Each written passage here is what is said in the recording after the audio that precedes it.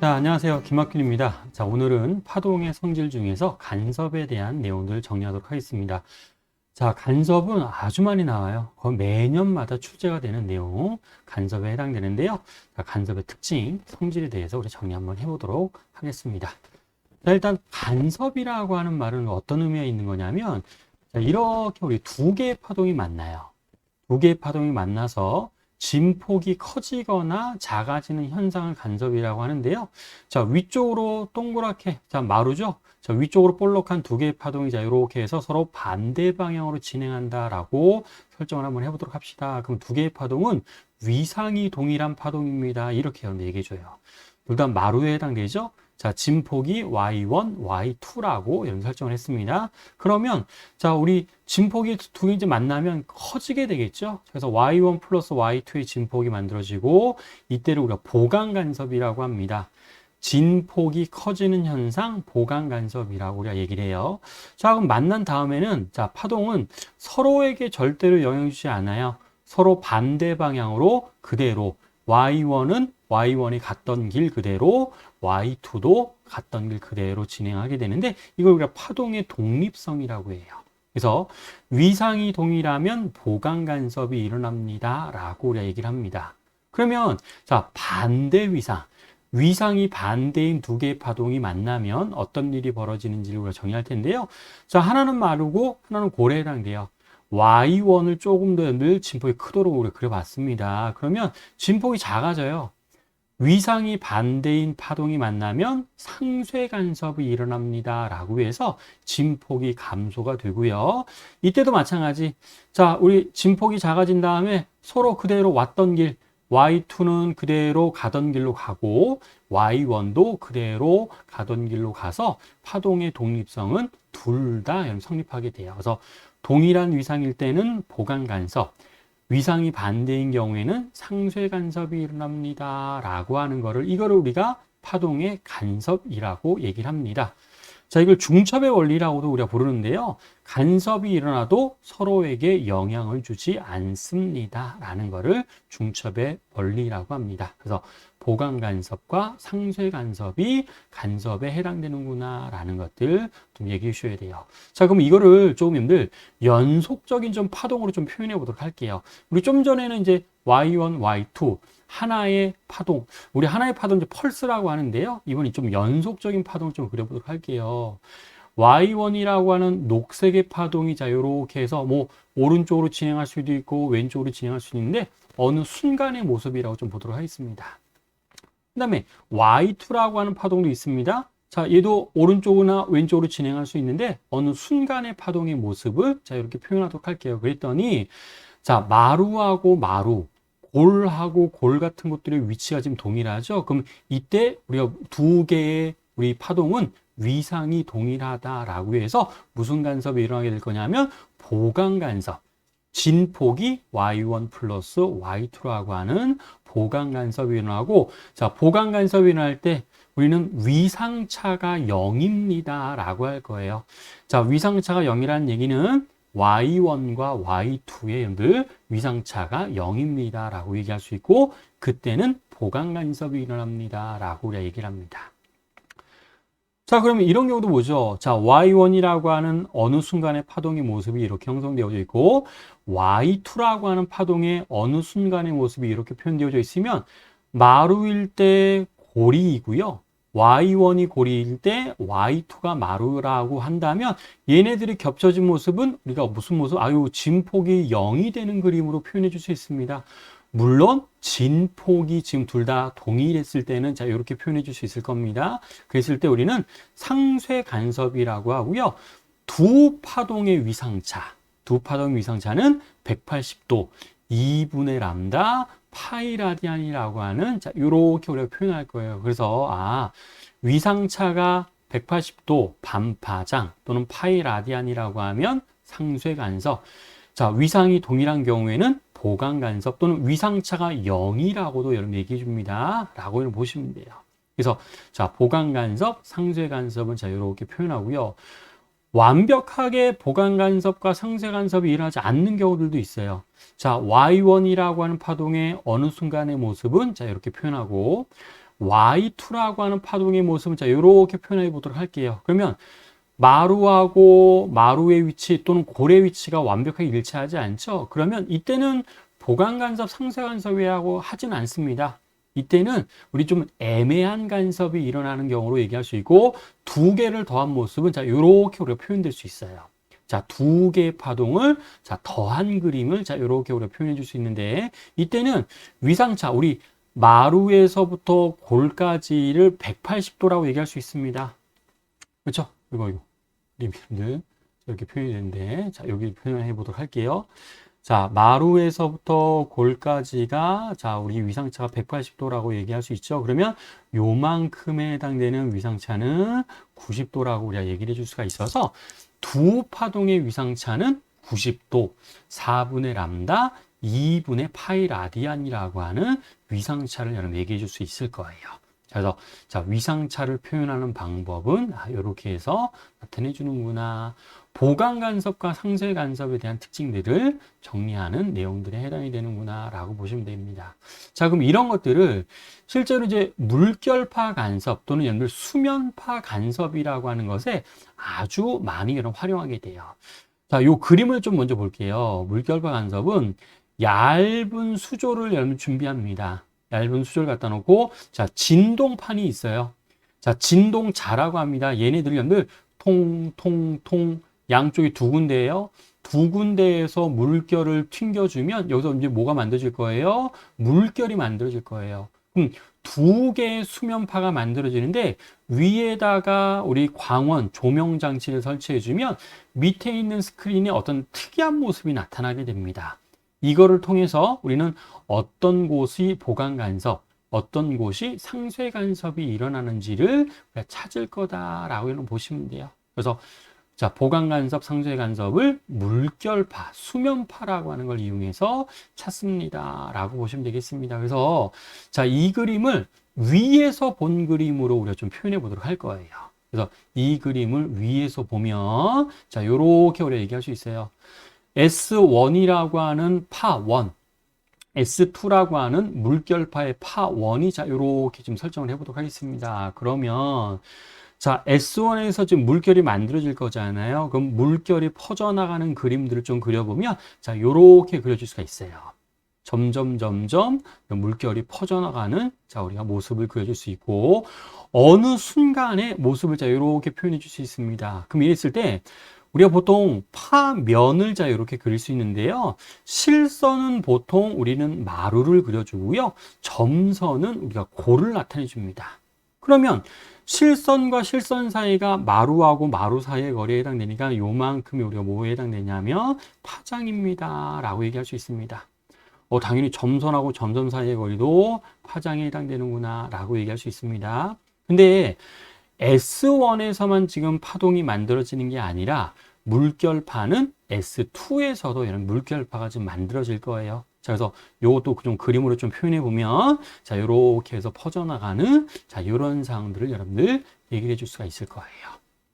자, 그래서 S1에서 수면파 만들어지고 S2에서도 수면파 만들어지는데 자, 지금은 따로따로 그렸지만 실제로는 동시에요. S1과 S2에서 동시에 동동 하는 이런들 물결파가 지금 만들어지고 있는 자, 이런 상황에 해당됩니다. 자, 그랬을 때 자, 우리 보강간섭은 위상차가 0인 곳, 즉 마루하고 마루가 만나거나 골과 골이 만나는 곳이 우리는 보강간섭이 일어납니다 라고 얘기할 수 있습니다. 그럼 보강간섭이 일어나는 곳을 우리가 좀 여러분들 선으로 그려보면 위에서 본 그림이에요. 자, 이렇게 표현해 줄 수 있어요. 그래서 이게 뭐 정확히 좀 딱 맞진 않지만 실선과 실선, 그 다음에 점선과 점선이 만나는 곳, 이런 곳들이 보강간섭에 해당되는구나 라고 얘기할 수 있고요. 자, 보강간섭은 밝기가 일정하게 변하는 곳을 우리가 보강간섭이라고 얘기합니다. 왜냐하면 보강간섭은 마루하고 마루가 만나면 진폭이 커지죠. 위쪽으로 올라갑니다. 골과 골이 만나면 아래쪽으로 여러분들 진폭이 커집니다. 그럼 위아래로 물결이 계속 출렁이는 곳에 해당이 돼요. 그럼 위아래로 물결이 계속 출렁이면 위에다가 조명장치를 놓았을 때 아래쪽 스크린에 밝기가 계속 일정하게 변하게 되는 그런 특징들을 가지게 돼요. 그래서 보강 간섭은 물결이 계속 위아래로 출렁거리게 되는데 조명 장치를 이용해 주면 밝기가 일정하게 변하는 곳입니다. 이렇게 얘기할 거예요. 그러면 상쇄 간섭은 실선하고 점선, 즉 마루하고 골이 만나는 곳을 우리는 상쇄 간섭이라고 합니다. 라고 얘기할 수 있을 겁니다. 그래서 이것도 선을 그려서 표현해 주면 자, 요렇게 파란색으로 그어진 선이 상쇄 간섭에 해당되는구나 라고 얘기를 해줄 수가 있을 거예요. 그래서 상쇄 간섭은 밝기의 변화가 없어요. 왜냐하면 항상 마루하고 골이 만나서 진폭이 항상 0이 됩니다.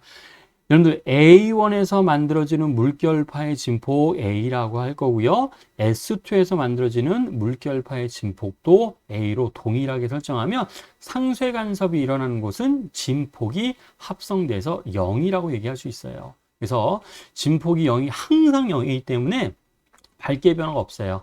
그럼 그런 곳들을 우리는 마디선이라고 여러분 우리가 좀 부를 거예요. 그래서 자 위에서 봤을 때 자 이런 모습으로 갖게 되고요. 근데 이제 여기서 중요한 특징 중에 하나. 자 우리 항상 보강 간섭이 일어나는 곳인지 상쇄 간섭이 일어나는 곳인지를 찾을 때는 자 항상 이렇게 그림 그리지 않습니다.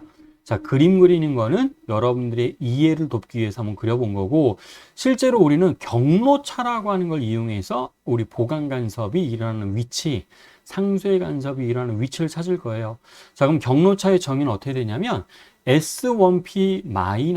S1P-S2P의 절대값을 우리가 경로차라고 합니다. 즉, 두 파원으로부터의 임의의 위치. 그러니까 여러분들 여기에서 이렇게 설정해 보도록 할게요. 자, 여기를 만약에 P점이라고 한다면 S1에서부터 P점까지의 거리가 있을 거죠. S1에서부터 P점까지의 거리, S2에서부터 P점까지의 거리가 있을 겁니다. 그러면 두 파원에서 S1, S2 두 파원에서 P점까지의 거리의 차를 여러분 경로차라고 하는데 자 경로차 계산에서 반파장의 짝수배가 되는 곳은 보강 간섭, 반파장의 홀수배가 되는 곳은 늘 상쇄 간섭입니다. 라는 것들을 일반화시켜서 정리해 줄 수가 있어요. 그래서 요 내용 잘 좀 기억해 주시고요. 우리 보강 간섭과 상쇄 간섭에 대한 내용들을 정리할 때는 항상 여러분들 스토리, 경로차 계산에서 반파장의 짝수배냐, 반파장의 홀수배냐를 가지고 우리 보강 간섭, 상쇄 간섭을 결정합니다. 라고 생각을 해주시면 됩니다. 근데 여기 좀 조건이 좀 있어요. 이걸 막 아무 데나 막 쓰면 안 돼요. 우리 어떤 조건이 있냐면 S1과 S2에서 반드시 여러분들 동일한 위상의 파동을 발생시켰을 때만 자 이러한 스토리를 여러분 얘기할 수 있습니다. 동일한 위성으로 파동을 발생한다라는 얘기는 동시에 S1과 S2에서 동시에 지금 물결을 만드는 거예요. 만약에 S1과 S2의 사람들 반대의 위상으로 파동이 발생할 수도 있습니다. 그러면 위상차가 반대인 파동이 만들어내면 요 조건이 반대가 돼요. 그래서 문제를 풀 때 여러분들 어떤 위치에서 우리 보강 간섭인지 상쇄 간섭인지를 판단할 때는 동일한 위상으로 파동을 발생을 시켰는지 반대 위상으로 파동을 발생시켰는지를 꼭 좀 보셔야 돼요. 근데 일반적으로 동일한 위상의 파동을 발생하는 경우들이 많이 등장합니다. 그럴 때 자, 요 조건을 이용해서 우리는 보강 간섭과 상쇄 간섭이 되는 곳을 한번 찾아주시면 돼요. 그래서 자, 경로차 보강 간섭, 상쇄 간섭은 항상 경로차를 계산해서 반파장의 짝수배, 홀수배를 찾습니다. 이때 M값, 자 M값은 여러분들 0, 1, 2, 3, 4 들어갈 때 짝수배, 홀수배라고 여러분 얘기할 수가 있겠죠. 그래서 보강 간섭, 상쇄 간섭은 자 이렇게 표현해주고 자 이거를 좀 더 좀 정리된 그림으로 그려주면 자 왼쪽은 사진의 그림이에요. 그래서 여러분들 이렇게 밝기가 밝고 어둡게 표현된 것들 이런 것들이 보강 간섭이 일어나는 곳이고요. 자 이건 사진인데 자 이때 밝기가 좀 일정한 곳들이 좀 있죠. 자 그림을 좀 표현해 주니까 자 요렇게 표현되어져 있는 곳들 자 요렇게 표현되어져 있는 곳들은 여러분들 밝기가 좀 일정한 곳에 해당됩니다. 그럼 밝기가 일정한 곳들은 우리가 무슨 간섭이 일어나는 곳, 이런 것들은 상쇄 간섭이 일어나는 곳에 해당이 되고요. 여기를 마디선입니다 라고 얘기할 거다 이 뜻이에요. 그래서 자, 그걸 좀 정량화 시켜서 그림을 그려주면 자, 요렇게 표현해 줄 수 있고, 자, 요거 우리 실선에서부터 실선 또는 점선에서부터 점선까지를 우리가 파장이라고 했는데요.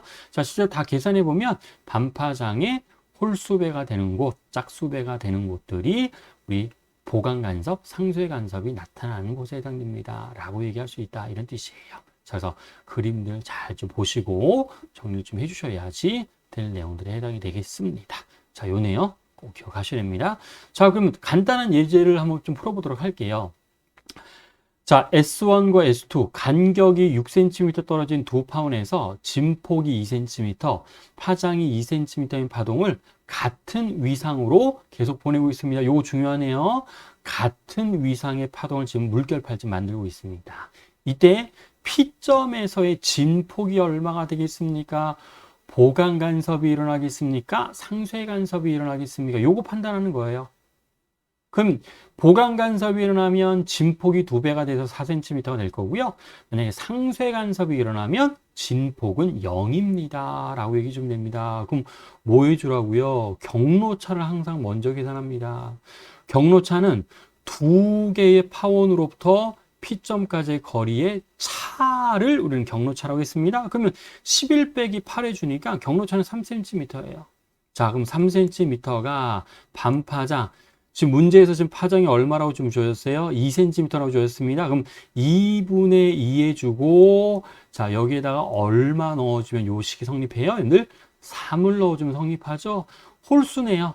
3은 홀수니까 얘는 어떤 곳이, 자, 어떤 현상이 일어나는 곳? 상쇄 간섭이 일어나는 곳이라고 얘기해 줄 수 있어서 P점에서의 진폭, P점에서의 진폭은 상쇄 간섭이니까 0입니다 라는 것들로 여러분 판단해 주시면 되겠습니다.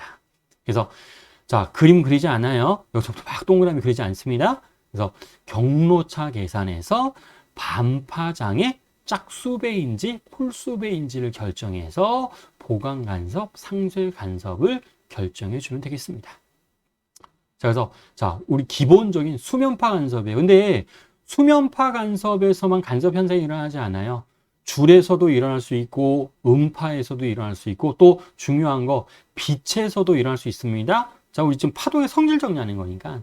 그래서 빛에서의 간섭, 우리 영의 이중슬릿, 단일슬릿 또 시험에서 아주 많이 출제가 되는 내용 중에 하나이라고 됩니다. 그래서 자, 문제 꼭 좀 풀어보시고요. 물결파 간섭의 대표적인 현상들을 정리했다라고 정리해 주시면 되겠습니다.